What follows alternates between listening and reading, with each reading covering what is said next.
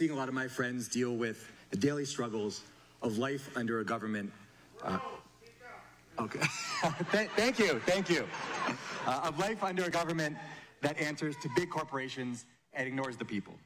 Whether that's trying to get an education without ending up in debt, find a job where your boss won't exploit you, get reliable and safe transportation, or try to live your lives without your environment getting destroyed for private profit.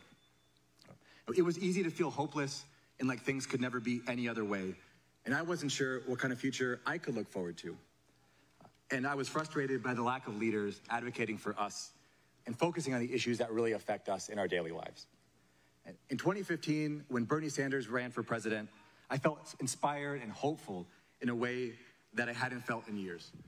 When it was neither convenient nor personally beneficial, Bernie Sanders was speaking the truth about what's going on in our country and what we're living through. And he reminded us that a better world truly is possible if only we stand up and fight for it together. And so this year, I knew I couldn't remain on the sidelines, and I decided to stand up and be part of this movement.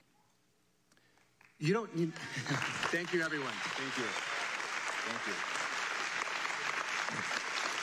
So you all don't need me to tell you what's at stake in this election, because so much is. Okay. Is that better? Thank you.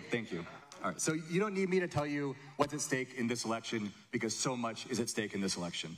But I want to take a moment to think about what Bernie says when he says, not me, us.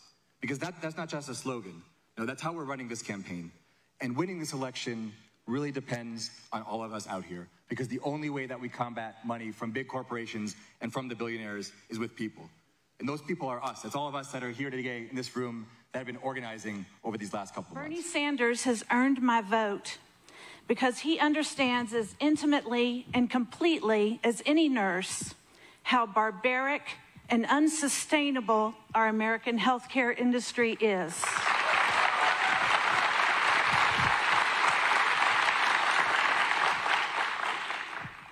My job as an ER nurse is to assist people through what is often the most catastrophic time of their lives.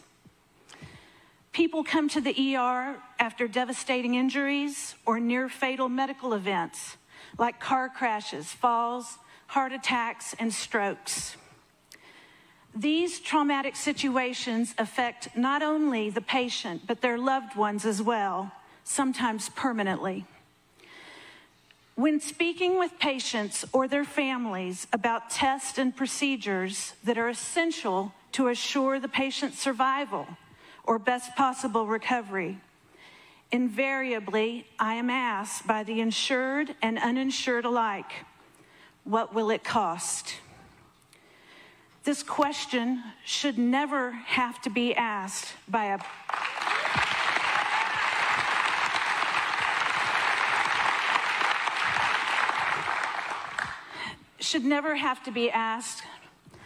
person or family in crisis. Yet I have heard it asked every shift of my career. I have seen many patients leave the ER against medical advice after deciding that the treatments or medications that may save their lives would be too expensive for their families to bear. Just as financial worries have no place in a patient's mind, profit and greed should have no place in health care.